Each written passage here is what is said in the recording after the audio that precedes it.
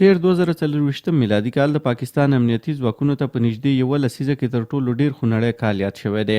په اسلام آباد کې د څیړنیزو او امنیتي مطالعاتو یو مرکز په خپل راپور کې موندلي چې په دغه کال کې په اوسط ډول هر ورځ اووه پوځي او ملکي پاکستانیان وژل شوي دي.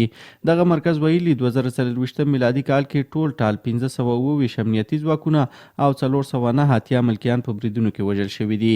دغه مرکز د 2024 میلادي کال په راپور کې چې پرون سه شنبه خپور شوی او ځینو لویدیځو او ځایي رسنیو اخیستی ویلي چې یاد کال کې د بریدونو کچه په پاکستان کې وړم کال ته په کتو 40% زیاته وه.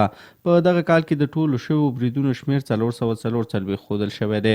د راپور له مخې د همدې بریدونو له کبله 2024 میلادي کال د پاکستان امنیتي ځواکونو او ملکیانو ته په تیرو 9 کلونو کې تر ټولو ډیر خونړی و.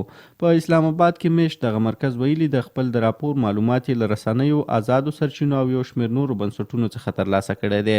د پاکستان پوځ په اسانه په بریدونو کې د پوځیانو وژل نه تاییدوي، خو ویاندې جنرال احمد شریف تېره اونۍ ویلي و چې 2024 میلادي کال کې د دوی 303 اتیا سرتیري وژل شوي دي.